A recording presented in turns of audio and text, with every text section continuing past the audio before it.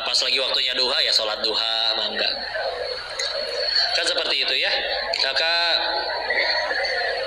yuk sekali lagi, gimana tadi cara kita menyikapi kelebihan, kekurangan yang itu kita nggak minta, nggak request agar menjadi baik di hadapan Allah. Ya udah, semua jadi jalan tambah dekat sama Allah. Kita ngelihatnya gini lah pokoknya, sekali lagi, setiap kali kita menerima sesuatu atau terjadi sesuatu, yang paling pertama dipikirin bukan aku suka atau enggak, tapi yang harus dipikirin adalah gimana caranya Allah suka sama saya gara-gara ini ya.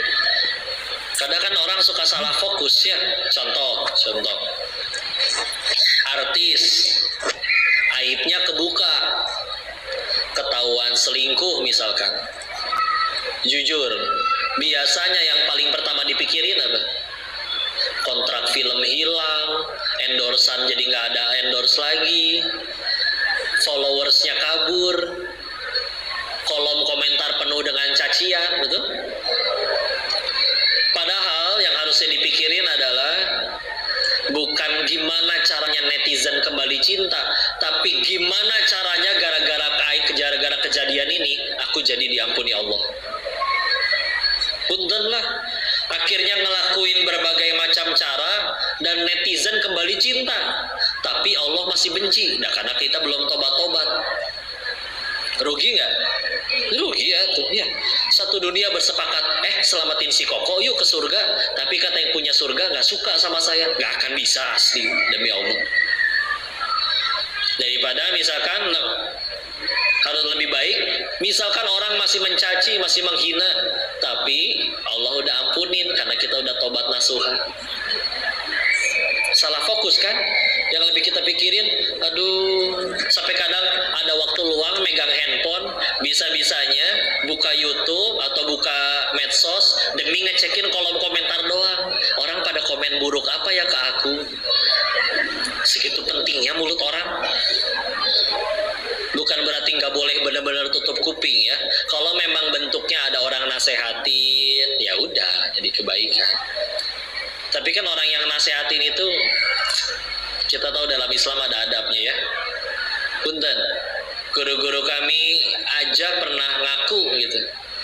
Ketika pernah sempat salah baca, itu banyak nih, misalkan lagi live kayak gini, salah tuh, ngerti nggak sih apa bla bla bla. Tapi ketika dicek misalkan ke handphone atau ke DM Instagram, ada nasihat, afwan Ustaz, tadi salah ngebaca, mungkin lupa ya, mudah-mudahan bisa jadi kebaikan. Dan ketika akhirnya kayak begitu, itu serius. Karena kalau ngomonginnya di depan orang, kata Imam Syafi'i kan, jika ada orang ingin mengoreksi kamu di hadapan orang lain, itu sedang melecehkan kamu. Kenapa kudu di hadapan orang? Karena ulama-ulama terdahulu itu, kalau ceramah di kiri kanan ada gurunya, itu senang tuh ceramah. Yuk. Kenapa? Karena sadar kalau salah nanti tengah malam ada yang ngetok pintu rumah. Zaman dulu belum ada lampu, belum ada listrik. Jadi ketika ada tengah malam datang, gurunya sendirian. Tadi ada salah ngucap, nggak ada yang tahu siapa-siapa tengah malam. Kayak contoh ya, Imam Ahmad bin Hambal. Suatu ketika murid beliau udah mulai ceramah, muridnya Imam Ahmad. Ceramahnya di bawah pohon rindang. Nah, saking ramenya, maka ada jemaah yang nggak ikut ke bagian bayangan pohon. Ya, karena pohonnya nggak cukup gede. Maka ada yang kepanasan, ada yang adem di bawah pohon. Tengah malam, ada yang ngetok, tok, tok, tok. Bukan paket ya, belum ada, bukan, salah ya. Siapa itu? Ibnu Hambal tuh. Ngomongnya juga nyebut nama. Enggak, ini saya guru kamu, enggak. Ya. Kaget kan, aduh guru saya datang malam-malam, ada apa? Persilain masuk, enggak, di depan. Cuman ngedoain sama nyampein, kalau engkau mengajar dalam keadaan adem, maka murid-muridmu juga harus bisa adem semuanya. Kalau mau panas semuanya. Makanya ini di luar ada yang kepanasan nggak? Tapi masuk nggak muat ya. Setiap tetes keringatnya akan bersaksi Bu di hadapan Allah ya.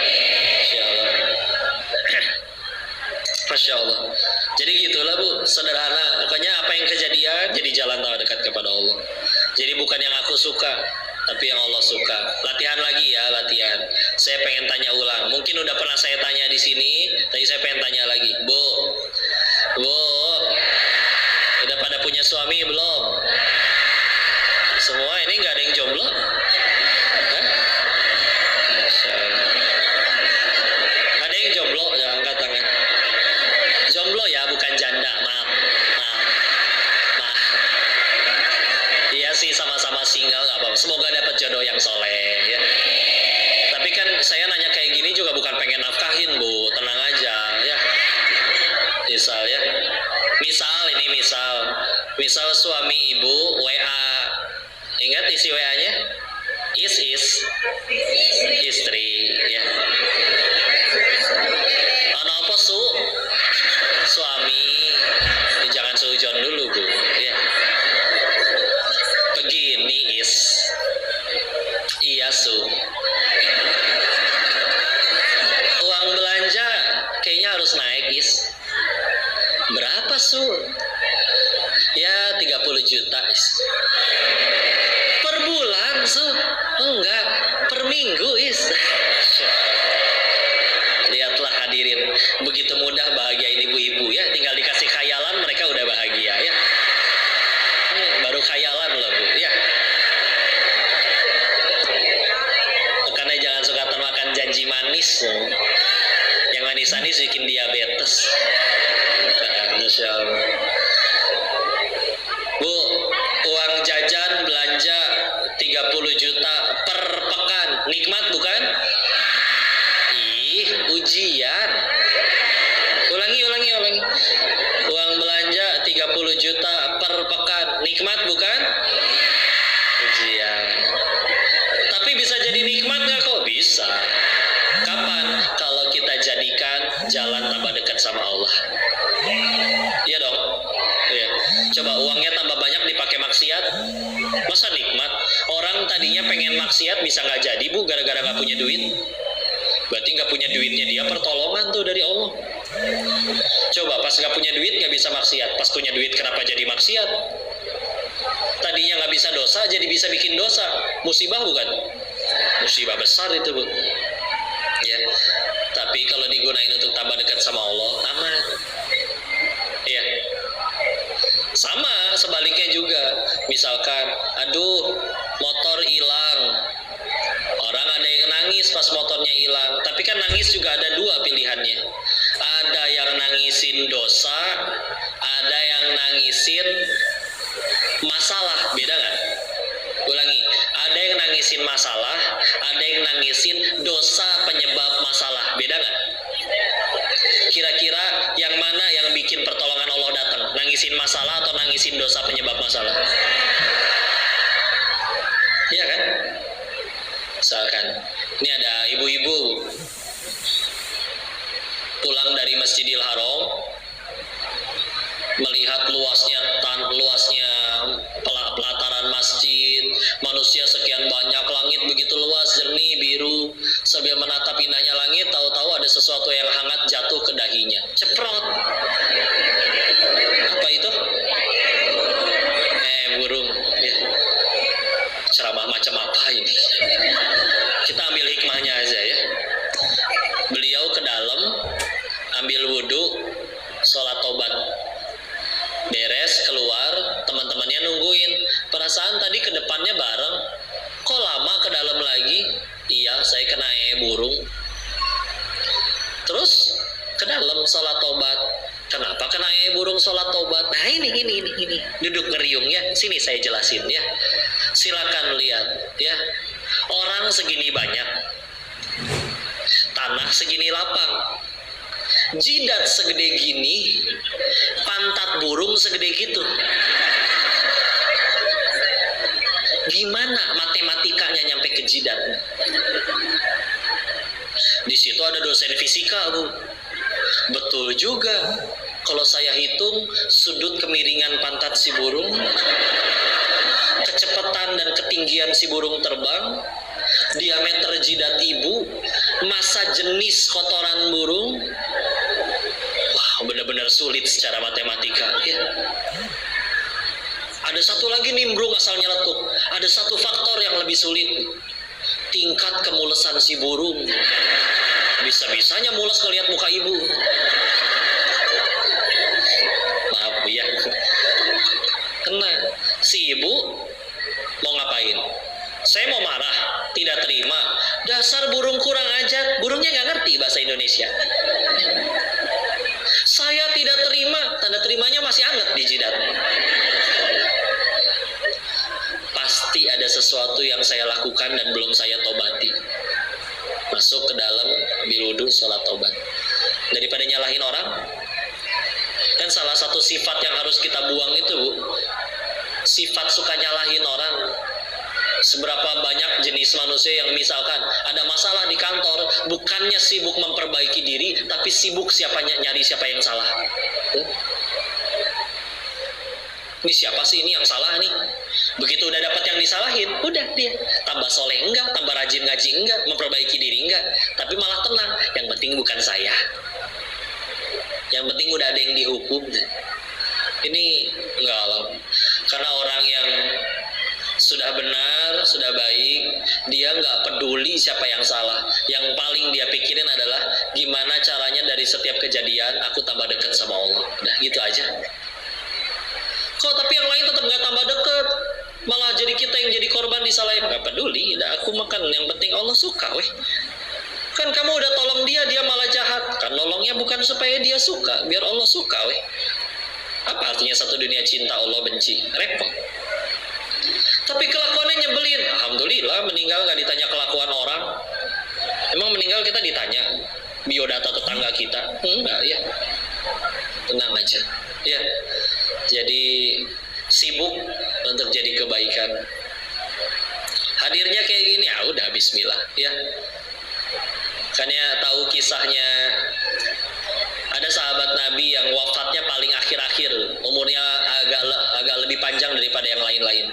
Namanya Abu Kilabah Al-Jarmi. Ingat gak kisah beliau?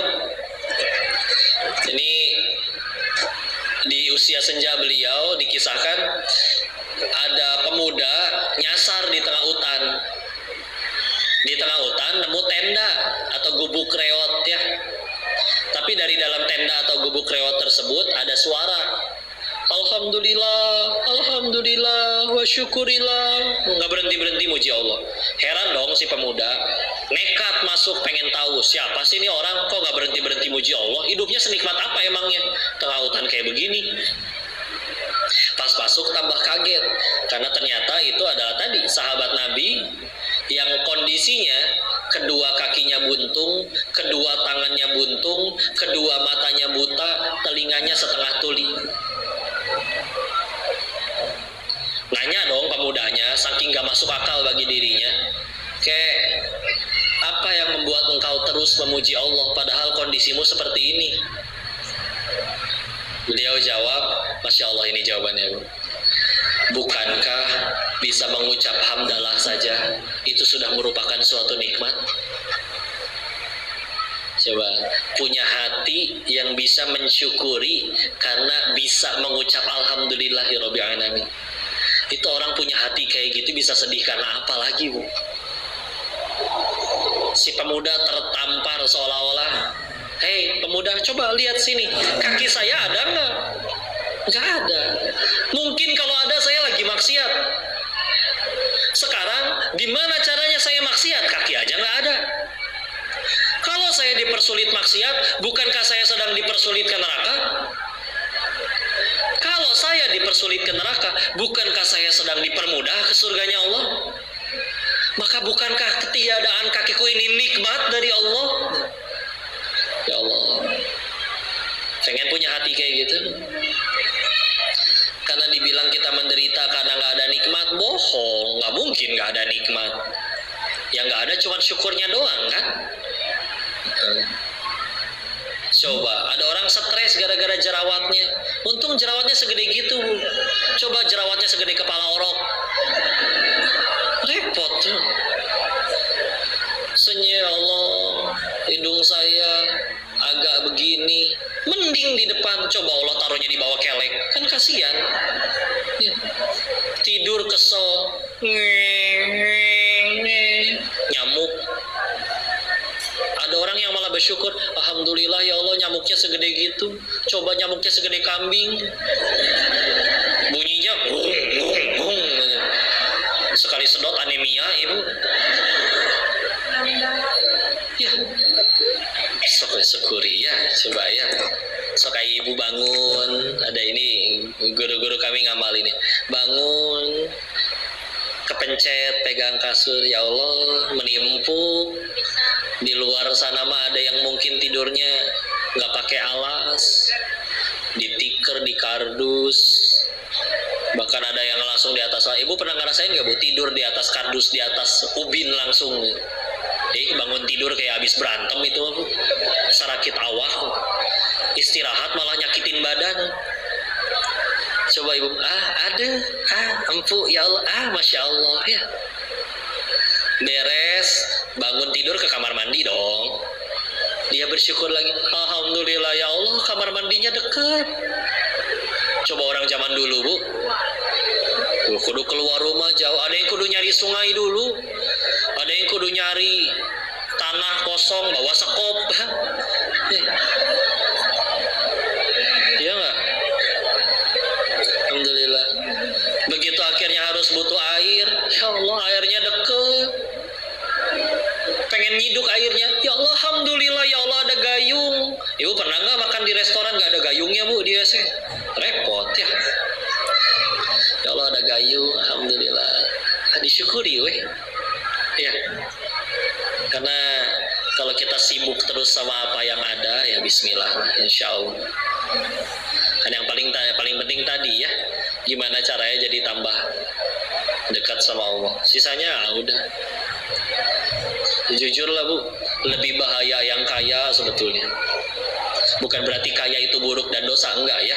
Tapi kalau disikapinya dengan benar bisa jadi amalan. Dulu sahabat-sahabat juga banyak yang bertanya ke Nabi, wahai Rasulullah, orang-orang yang kaya itu sholatnya sama seperti sholat kami, puasanya sama seperti puasa kami. Mereka baca Quran, kita baca Quran, mereka juga baca Quran. Tapi giliran mau sedekah kami nggak bisa, mereka bisa. Gimana cara ngalahinnya wahai Rasul? Tuh, mereka nanya. Ini boleh kepada yang punya uang terus akhirnya dipakai ketaatan boleh. Tapi kan kalau disikapinya salah, bunten ya. Kemarin ngobrol sama adiknya Syekh Ali Jaber terkait, dia nanya-nanya tentang kenapa kalau di Indonesia ya kita lihat ya baliho, spanduk, masya Allah bu ya. Kenapa orang pada pengen banget dipilih gitu? Sedangkan bagi beliau yang ngerti, tahu, benar-benar tahu zaman dulu ya kan, ya para sahabat Nabi ketika ngegantiin Nabi itu nggak ada yang ngajuin diri ya. Tapi ya memang mereka dipilih karena dirasa layak. Yang jawab juri yang satu lagi, Abi Amir, jadi Hafiz RCTI, Abi Amir Faisal Fat ya. Beliau bilang secara yang didapat memang masya Allah, soalnya gaji segini, tunjangan segini, belum fasilitasnya. Ya ya nominalnya nggak perlu disebut lah ya, tapi ya jelas kan besar ya. Berarti bisa jadi satu caranya. Gimana caranya? Turunin aja gajinya sekecil mungkin, tunjangannya habis, dan akhirnya ya udah nggak usah dapat fasilitas. Izin ya, karena di zaman Islam lagi berjaya, akhirnya profesi yang gajinya paling gede, bahkan lebih gede dari para pejabat, daripada pengurus pemerintahan, yang gajinya paling gede, tahu nggak apa? Guru. Bukan pengusaha, guru. Serius. Di zaman Islam lagi berjaya, jaya-jayanya, profesi yang dihargai gaji paling tinggi, guru. Ustadz Budi Asari pernah nyebutin di beberapa literatur tentang Islam lagi berjaya, kayak contoh guru paling, kalau di kan paling sekolah paling ini kan PAUD ya, yang paling kecil, anak-anaknya masih paling kecil. Yang paling tinggi kan yang udah doktor S3. Guru PAUD aja gajinya di zaman itu kalau dirupiahin sekitar 15 juta rupiah sebulan. Guru PAUD. dosen yang udah kayak perguruan tinggi yang paling tinggi, oh itu tembus miliaran sebulan, tembus ya. Sekarang punten Bu, sedikit ya yang pengen jadi guru ya, bahkan izin padahal ini adalah pekerjaan yang amat sangat mulia ya. Demi Allah bisa jadi pahala kita kalah jauh sama guru-guru PAUD yang ngajarin Al-Fatihah, ngajarin alif batasa ya. Padahal gaji mereka, ada tetangga guru PAUD gajinya cuma 250.000 perak sebulan ya. Nah cuma uniknya kan sekarang kayak gini, sekarang orang pada nggak mau jadi guru karena katanya gajinya kecil. Tapi kenapa banyak orang yang suka menggurui padahal nggak digaji? Betul? Iya kan, lihat medsos sekarang, semua orang wah mulutnya ya Allah masya Allah ya, menggurui, digaji enggak itu. Oh ketikannya ngetik pakai mulut nih susah. Iya ya gitu lah ya, sehingga ya udah dibikin gaji kecil. Ada gajinya sih Bu, ada gajinya. Dulu Abu Bakar As-Siddiq gantiin Nabi jadi pemimpin, Ibu tahu nggak gajinya berapa? Gajinya 1 hari setengah ekor kambing. Jadi dalam 1 hari, dalam 2 hari dapat 1 ekor kambing. 1 kambing berapaan Bu? 3 jutaan lah ya. 3 jutaan, udah yang gemuk itu juga ya. Ya tetap lah ya, nggak sebanding dengan ini ya. 3 juta. Tapi apa yang terjadi? Beliau mimpin 2 tahun lalu kan wafat. Lalu beliau punya wasiat tuh kepada anak-anaknya. Dihitung berapa jumlah kambing yang pernah beliau terima dari negara, digantiin oleh warisannya, disedekahin sejumlah nilai kambing tersebut, balikin ke negara. Dihitung tuh, udah berapa kambing yang diterima selama 2 tahun itu, dinominalkan, sedekah sebesar nominal tersebut, balikin ke negara. Sehingga bisa dibilang Abu Bakar As-Siddiq radhiyallahu anhu mimpin negara gratis, nggak dibayar. Cuma masya Allah ya. Umar bin Khattab radhiyallahu anhu, ya, beliau ketika pertama kali dibayat jadi pemimpin, pidato kan, khutbah. Salah satu isi khutbahnya beliau bilang kayak gini, aku akan mengurus harta negara sebagaimana aku mengurus harta anak yatim. Ya anak yatim kan hartanya harus dikelola biar untuk jadi masa depan si anak yatimnya kan, nggak bisa dipakai semua sama yang ngurusnya. Ya, sama harta negara ya untuk umat, untuk masyarakat. Maka beliau bilang, kalau aku cukup, aku nggak akan ngambil harta negara. Maksudnya ya. Tapi kalau tidak cukup, maka aku akan mengambil dengan cara yang baik. Ya. Bahkan beliau memberikan detail seperti apa mengambil dengan cara yang baik itu. Satu, beliau bilang kayak gini, cukup untuk keluargaku, secukupnya makan. 2 helai pakaian, 1 untuk musim dingin, 1 untuk musim panas. 2, gak ganti-ganti kan berarti ya. Dan 1 kendaraan untuk mengantarku ke Baitullah. Karena buat dari Madinah ke Mekah kan lumayan Bu, 500 kiloan ya. Udah cukup cuman itu ya.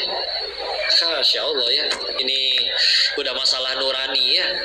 Kalau misalkan bicaranya nurani kadang nggak habis pikir. Dulu waktu pandemi udah jelas-jelas bantuan buat yang kurang mampu aja masih aja dipakai ya. Alhamdulillah.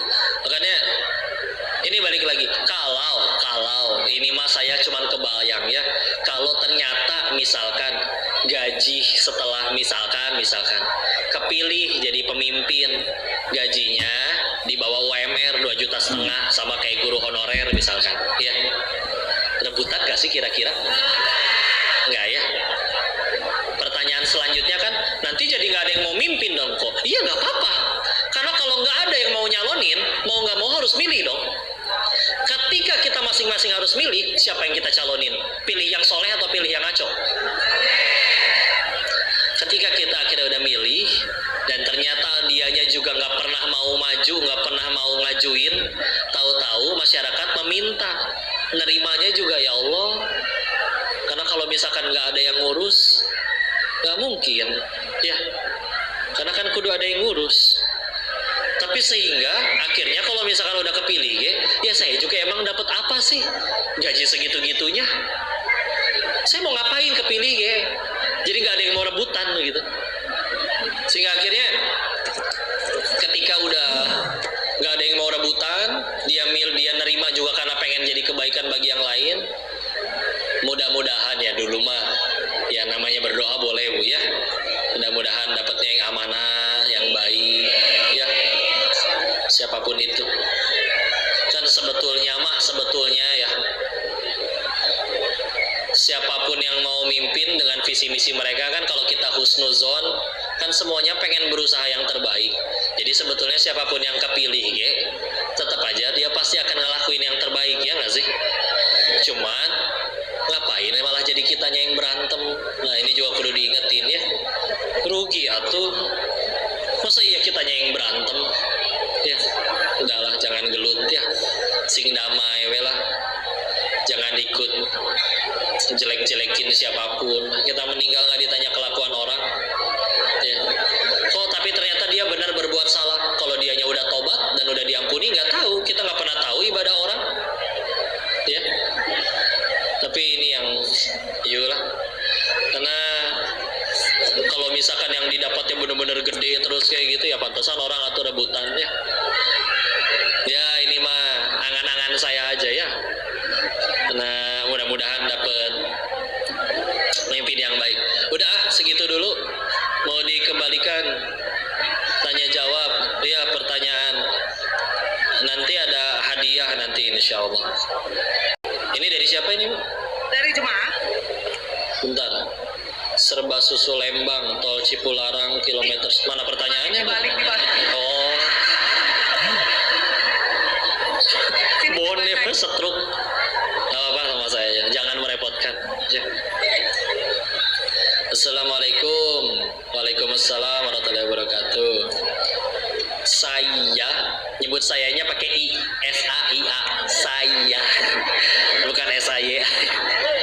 Saya ibu 3 anak berniat umroh dari sekian tahun lalu. Amin, mudah-mudahan Allah mudahkan. Tahun ini insya Allah saya akan umroh mandiri karena memikirkan budget. Tapi suami kurang setuju.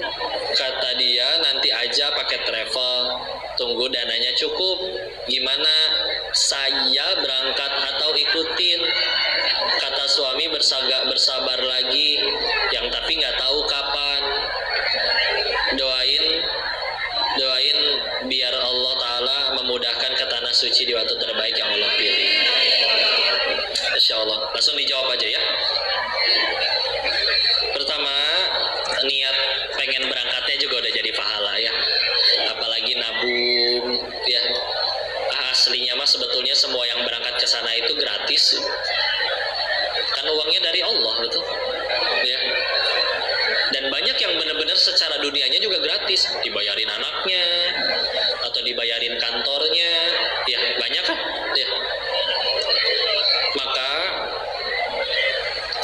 alasan si suami untuk melarangnya, ini wallahu alam, karena saya belum pernah umroh mandiri ya.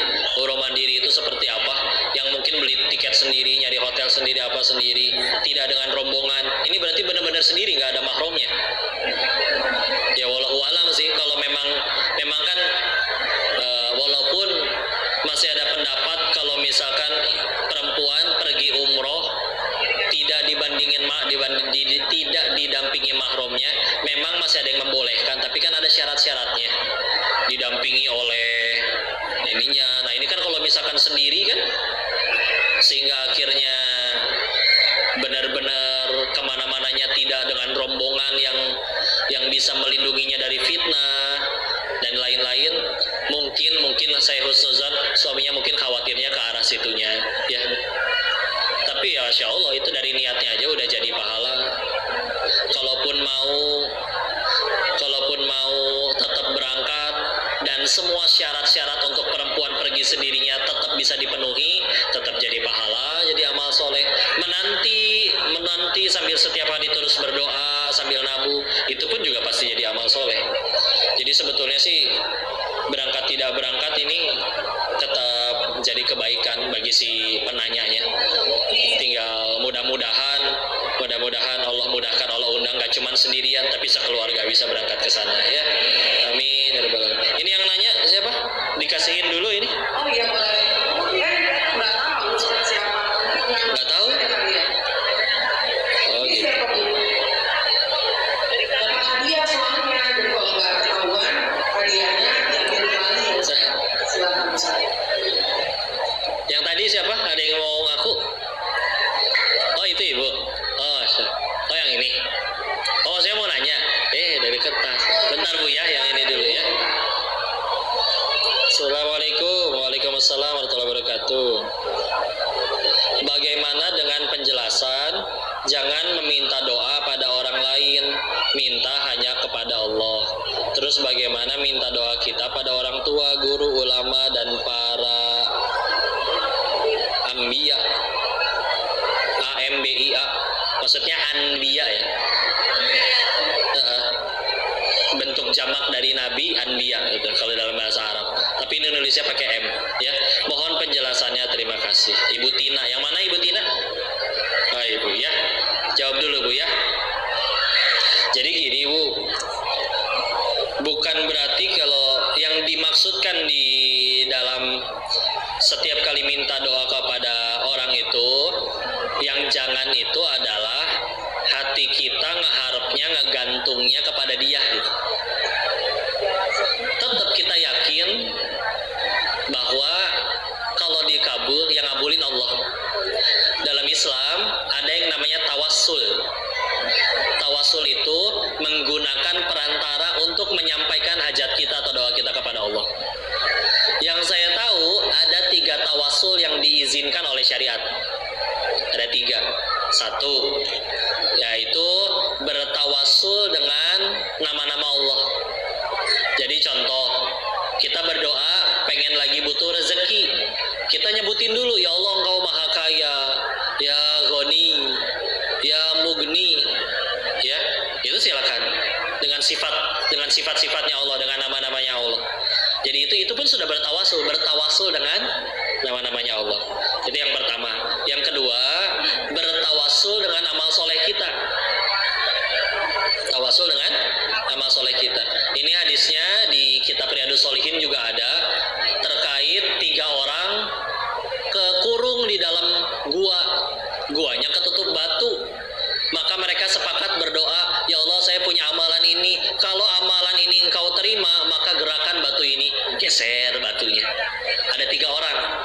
Jadi ini misalkan kita juga boleh, misalkan setiap pagi mau sedekah subuh nih, sebelum masukin ke celengan atau ke kotak amal atau apa, berdoa boleh, ya Allah ini rezeki darimu, ku kembalikan di jalanmu dengan hajatku, mudah-mudahan bisa jadi wasilah dikabulkan hajatku untuk pengen punya keturunan, misalkan kayak gitu. Itu masih boleh ya. Ya udah, sedekah ya Allah, ini rezeki darimu, mudah-mudahan jadi wasilah dikabulin hajat saya, itu masih boleh. Yang ketiga, tawassul dengan ini, doa orang-orang soleh. Minta didoain, ketemu guru nggak minta selfie, minta doa misalkan ya doain mudah-mudahan anak saya istiqomah atau apa, itu boleh, silakan. Karena kita berhusnuzon beliau lebih bertakwa daripada Allah, mungkin doanya lebih didengar Allah, tapi tetap yakin yang ngabulin mah Allah. Kitanya juga sendiri tetap berdoa kepada Allah. Ketika terkabul pun nggak berlebihan gitu pada Allah. Makanya kadang ada guru-guru kami yang bisa ngeruqyah. Setiap kali pengen ngeruqyah, benar-benar ditegasin, Bu, perhatikan dan camkan ini baik-baik. Saya gak bisa apa-apa, gak bisa nyembuhin ibu. Kalau sembuh, Bu, ini Allah, Bu, sama sekali bukan saya. Saya cuma ikut membacakan firman-firmannya Allah yang ada di Al-Quran. Udah, segitu aja. Kalau sembuh beneran, Bu, saya bener-bener bukan andil saya. Udah. Gitu. Untuk apa? Untuk mencegah si orangnya nanti, kalau sakit tinggal panggil Ustadz lagi aja. Lupa bahwa nyembuhin Allah. Jadi akhirnya bergantungnya kepada Ustadznya. Ini yang jangan. Ya. Jadi kalau misalkan masih bentuknya, ya kita ketemu orang soleh minta didoakan, ini itu di tangan Allah, bukan di tangan beliau-beliaunya. Ya. Dan doanya pun ya untuk jadi amal aja. Setiap kali kita doain kan, kata Abdullah bin Mas'ud, doa itu pilihannya 3, Bu. 1 dikabul, 1 dikabul. Kalau nggak dikabul, apa pilihan yang kedua? Dijauhkan dari musibah. Ya, dijauhkan dari, harusnya mungkin kita keserempet motor tapi nggak jadi, ya. Dengan doa tuh. 3, dihapuskan dosa-dosa kita. Ya, jadi sebetulnya doa, selagi doanya baik, nggak akan ada yang sia-sia, Bu. Pilihannya cuma 3. 1 dikabul, 2 dijauhkan dari musibah, 3 dihapusin dosa-dosanya. Bisa jadi mintanya, ya Allah pengen anak saya keterima kuliah di kampus ini, tapi kok nggak dikabul. Bisa, tapi dosa-dosa bisa berguguran atau musibah dijauhkan. Jadi asal doanya doa yang baik, ya, bukan doa yang tidak baik. Seperti itu. Wallahu a'lam bishawab. Mudah-mudahan bisa menjawab pertanyaan. Waalaikumsalam warahmatullahi wabarakatuh. Ya, waalaikumsalam. Gimana? Kita ini manusia yang memang selalu berubah-ubah. Iya. Bagaimana cara kita untuk bisa selalu istiqomah dalam berbuat kebaikan? Iya. Dia atau berbuat baik bersama manusia. Sedangkan kita manusia dinamis yang selalu berubah. Gimana kita? Terjadi apa? Baik, istilah kita jawab dulu, ya. Enggak, ini punten, Ibu. Sing bermanfaat, ya, insyaallah. Ya, kita manusia yang dinamis, bisa berubah-ubah. Iman memang bisa naik turun, ya. Makanya dalam bahasa Arab kan iman itu dia di hati, ya. Nah, hati kan dalam bahasa Arabnya kolbun. Nah, kolbu ini berasal juga dari kata kulub, yang berarti bolak-balik. Ya, memang hati bisa bolak-balik. Makanya kalau mau pertama ada doanya. Nabi sering mendoakan ini, ya. Ya muqallibal qulub, sabbit qalbi ala dinik. Udah pada hafal, ya. Atau boleh juga surat ketiga Ali Imran ayat ke-8-nya. Ali Imran ayat 8. Rabbana la tuzigh qulubana ba'da idh hadaitana wa hab lana min ladunka rahmah innaka antal wahhab. Itu, ya. Yang kedua, kita masih tahu ilmunya juga, ya. Karena ada orang yang setelah mengetahui fadilahnya atau kerugian kalau kita ninggalin suatu amalan tertentu, itu bisa termotivasi. Ini ada kitab-kitab seperti As-Sahih At-Targhib wa At-Tarhib karya Syekh Al-Munziri yang ditakhrij ulang oleh Syekh Nasruddin Al-Albani. Itu isinya keutamaan dan juga anjuran dan ancaman dari setiap amalan. Contoh bab tentang tahajud, keutamaannya apa aja, nanti kekurangannya kalau kita tinggalin, kerugiannya apa aja, itu lengkap itu semua. Bab puasanya puasa sunnah apa, itu lengkap semua, ya. Bab zikir, bab baca Quran, bab semua macam-macam. Jadi kita makin termotivasi. Kalau saya pribadi harus berani jujur sama diri sendiri, ingat sama dosa-dosa yang lama, ya. Kadang-kadang saya suka mikirnya gini, ya Allah, orang sholatnya cuma 5 waktu, itu pun zuhurnya 2:30, asarnya 5:30, subuhnya 9:30, baru bangun misalkan, ya. Kira-kira dia bisa nggak ya ke surga? Bisa, karena saya tahu dia nggak punya dosa sebanyak saya. Terus diri ini yang banyak dosanya, dulu di Thailand dengan segitu banyak dosanya, dan layak Allah matikan atas dosa-dosanya, tapi diri ini bukannya dimatikan oleh Allah, malah diizinkan pulang, ketemu guru, bisa ngaji, ketemu ibu-ibu soleha semua di sini. Terus diri ini nggak mau belajar lebih banyak, ibadah lebih banyak, menghafal lebih banyak, maka saya berarti nggak tahu diri di hadapan Allah. Sedangkan kita aja pasti nggak suka sama orang yang nggak tahu diri.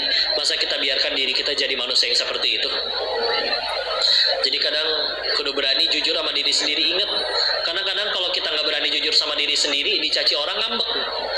Padahal hinaan orang lebih sedikit daripada kehinaan diri kita yang asli.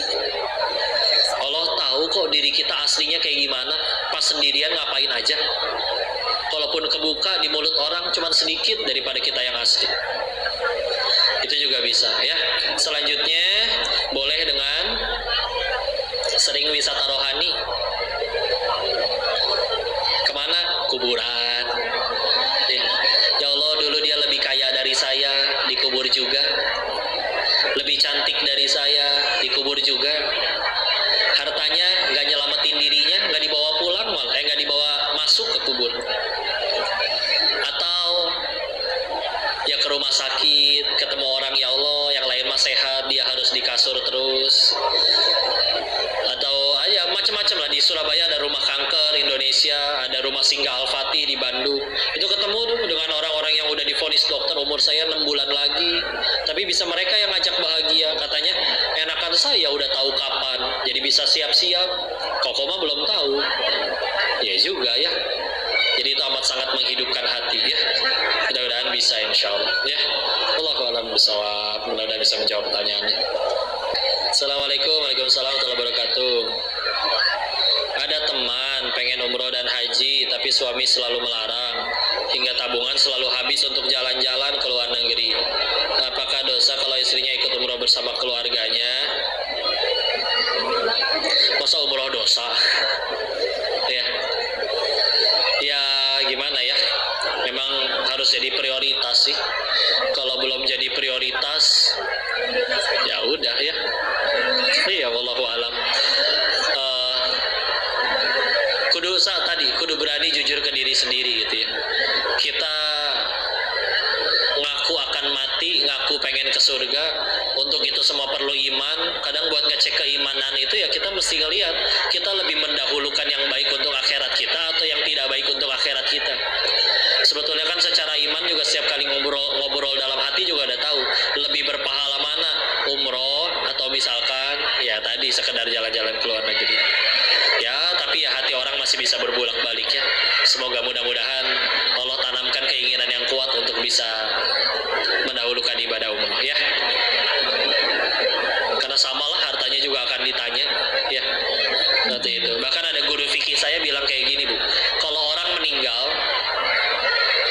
dia sudah wajib haji karena uangnya banyak banget tapi nggak berangkat haji, maka ketika wafat gimana sisa uang peninggalannya? Kalau ada utang dilunasin, dan sebelum dibagikan ke ahli warisnya bayar orang atau biayain orang untuk badalin dia pergi haji,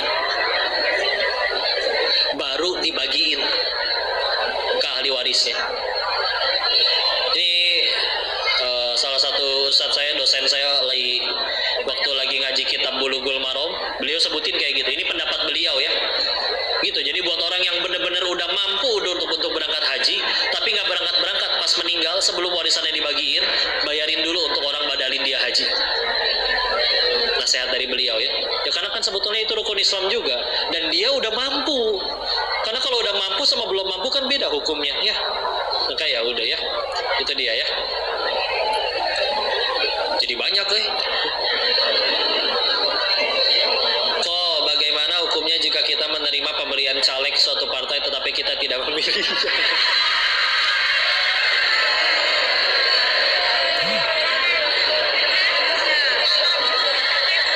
Ini lagi viral, Ustaz. Pertanyaan ini lagi viral. Dan ini cuma La haula wala quwata illa billah. ambil jangan dipilih itu, Ustaz. Apa jangan Iya, diambil? saya juga pernah ngelihat ada yang salah seorang guru kami di Indonesia, ya Ustadz di Indonesia, ada yang bilang terima aja sih katanya. Tapi ya akhirnya digunainnya, dikembaliin lagi, dikasihin ke lembaga amil kayak DT Peduli gitu untuk ya bangun jembatan, bangun MCK. Bu, kalau kayak di DT Peduli gitu, Bu, ada namanya dana yang ditolak syariah. Dan ini biasanya orang-orang yang tobat dari korupsi atau pernah nyuri atau pernah menang judi, kan uangnya kan nggak bisa sembarangan pakai. Akhirnya diserahin ke mereka karena peruntukannya sedikit, Bu, hanya maslahat umat, contoh gali sumur, bangun MCK, bangun jembatan. Ya, kita bangun jembatan sendiri gimana ceritanya? Tapi kalau disalurkan ke kumpul dengan sisa uang yang ditolak syariah lainnya, itu ada yang bisa jadi manfaat. Ya, walaupun juga ada guru kami yang nasehatin, udah nggak berkah, jangan diterima. Ya, ya terlepas dari apapun itu,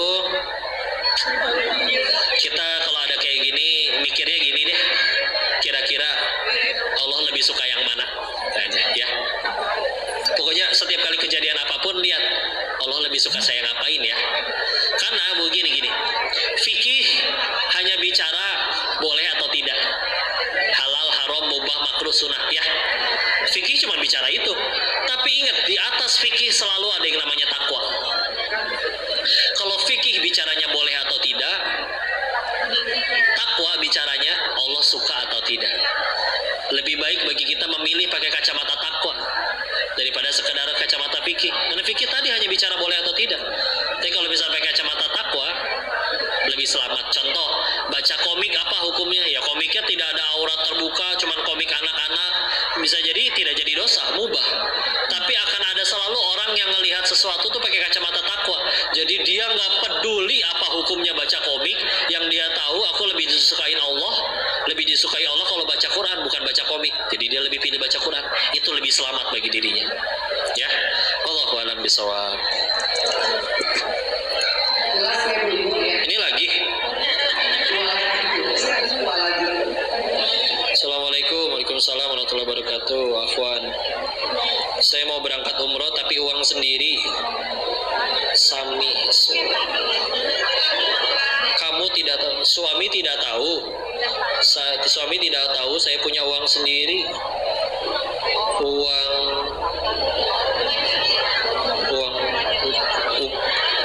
apa sih ini? Uang hasil saya kerja.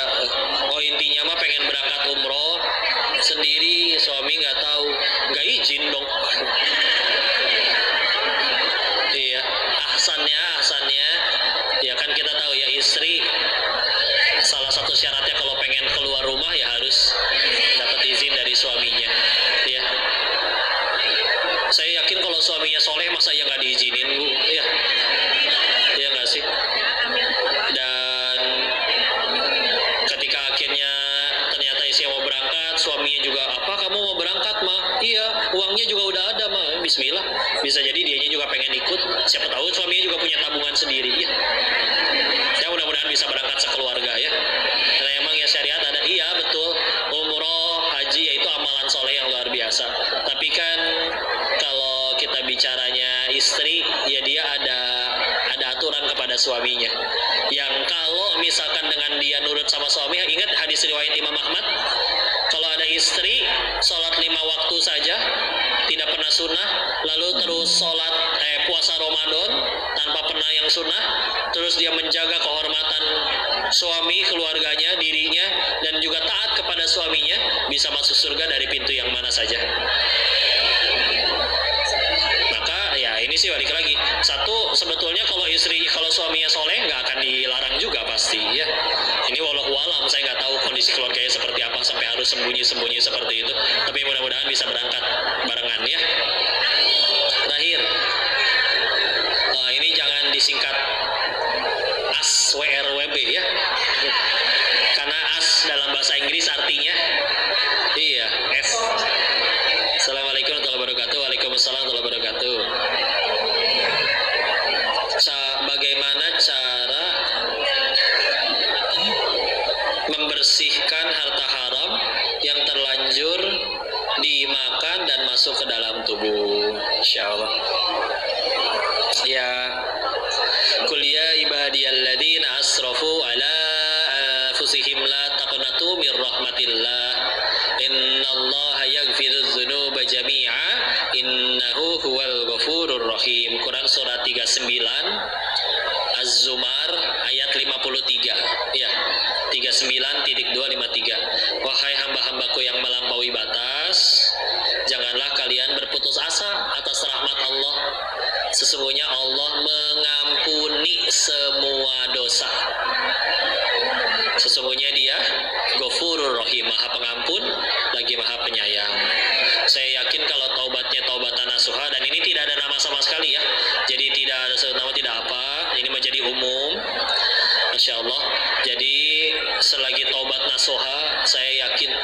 pasti ngampunin. Kenapa? Karena kalau Allah nggak pengen ngampunin, mudah kita dimatiin kapan saja. Mati pas lagi maksiat mudah kan bagi Allah? Iya. Karena kata Allah di surat yang lain, surat Fatir, surat 35, ayat 45-nya, walau yu'akhidullahun nas bima kasabu ma taraka ala dhahriha min dabbah walakin yu'akhiruhum ila ajalim musamma. Kalau sekiranya manusia bikin dosa kontan, balasannya detik itu juga, nggak akan tersisa makhluk bernyawa di muka bumi ini. Surat 35 ayat 45 ya. Sehingga kalau memang Allah udah nggak pengen ngampunin kita, kan mudah kita dihukum oleh Allah ya. Ini kita masih hidup meskipun nih pernah ngelakuin ini. Dan sama saya juga dulu kan uang dari Thailandnya haram semua. Cuman saya ditolong sama Allah, saya nggak sanggup ngebuang, Allah kirim para penolong, tukang tipu datang semua ya. Ngajak bisnis nipu ya. Jualan bangkrut, nggak laku. Sampai akhirnya sisa uang haramnya jadi nggak ada yang kemakan. Sama dulu juga ngambek, tapi setelah akhirnya dipikirin lagi, iya ternyata pertolongan, sisa uang haramnya jadi nggak ada yang kemakan. Ya tinggal taubat nasuha, perbanyak ibadah, amal soleh. Semenjak sudah hari ini berazam untuk tidak lagi mengkonsumsi yang haram. Bismillah ya, semoga Allah pasti ampuni, tenang aja ya. Perbanyak amal soleh, perbanyak sedekah, apapun amal soleh. Ada yang pengennya di Quran, senangnya sedekah ya. Ini ada izin informasi mobil Pajero hitam dengan nomor polisi B1708 menghalangi pintu keluar, minta tolong dijual, dipindahin ya. Udah cukup ya. Alhamdulillah, kita tutup dulu dengan doa. Mohon doanya, tundukkan hati dan kepala kita sejenak. A'udzubillahi minasyaitonirrajim. Bismillahirrahmanirrahim. Allahumma shalli ala sayyidina wa habibina wa syafiina wa maulana Muhammad wa sallim radhiyallahu tabaraka ta'ala an kulli sahabati Rasulillahi ajmain. Amin ya rabbal alamin. Bismillahirrahmanirrahim. Hamdan syakirin, hamdan na'imin, hamdan yuafi ni'amahu wa yukafi mazidah. Ya Rabbana lakal hamdu kama yanbaghi li jalali wajhikal karim wa 'azimi sultanik. Allahumma shalli ala sayyidina Muhammad wa ala ali sayyidina Muhammad. La ilaha illa anta subhanaka inni kuntu min Allahumma ighfir lil muslimina wal muslimat wal mu'minina wal mu'minat al ahya'i minhum wal amwat. Allahumma ighfir lana wa li walidina warhamhum kama rabbawna shighara. Ya muqallibal qulub tsabbit qulubana ala dinik. Allahumma a'inna ala dzikrika wa syukrika wa husni ibadatik. Ya Allah, berkahi majelis ini ya Allah. Ajarkan ilmu yang bermanfaat saja bagi kami ya Allah. Jadikan sisa usia kami hanya mengejar ridho-Mu saja ya Allah. Ya Allah, terima amal kami yang telah berkumpul mengingat-Mu di sini ya Allah. Jadikan kami pulang dalam keadaan dosa-dosa kami sudah Engkau ampuni ya Allah. Ampuni dosa-dosa kami baik yang sengaja maupun tidak sengaja, terang-terangan maupun sembunyi-sembunyi. Ya Allah, jangan Kau biarkan kami wafat dalam keadaan dosa kami belum Kau ampuni ya Allah. Jangan Kau biarkan kami wafat dalam keadaan tobat kami belum Kau terima ya Allah. Ya Allah, menangkanlah saudara kami di Palestina ya Allah. Hancurkan musuh-musuh Islam Zionis Israel laknatullah ya Allah. Jadikan siapapun saudara kami yang wafat di sana, jadikan oleh-Mu syahid dan husnul khatimah ya Allah. Ya Allah, kami iri dengan iman mereka ya Allah. Kami seringkali gelisah hanya kala perkara rupiah. Mereka sedang bersimbah darah hanya untuk menggapai jannah ya Allah. Ya Allah, anugerahkan kepada kami pasangan yang solih solihah. Anugerahkan kepada kami keturunan yang solih solihah. Hafiz habillah. Rabbi habli minas solihin. Rabbi habli minadunka zuriyatan tayyibatan innaka sami'ud du'a. Rabbi la tadharni farda wa anta khairul warithin. Rabbi ij'alni muqimas shalah wa min dzurriyyati rabbana wa taqabbal du'a. Ya Allah, ampuni dosa kedua orang tua kami, angkat tinggi derajatnya, ampuni dosa-dosanya dan terima amal soleh mereka ya Allah. Izinkan kami bisa menjadi pahala jariah bagi mereka dan guru-guru kami ya Allah. Allahumma inna nas'aluka ridhaka wal jannah wa na'udzubika min sakhatika wan nar. Allahumma inna nas'aluka husnul khatimah wa na'udzubika min su'il khatimah. Rabbana atina fid dunya hasanah wa fil akhirati hasanah wa qina adzaban nar. Subhana rabbika rabbil izzati amma yasifun wa salamun alal mursalin walhamdulillahi rabbil alamin. Terima kasih Ibu, mohon maaf lahir batin. Mudah-mudahan ada manfaat yang bisa diambil ya.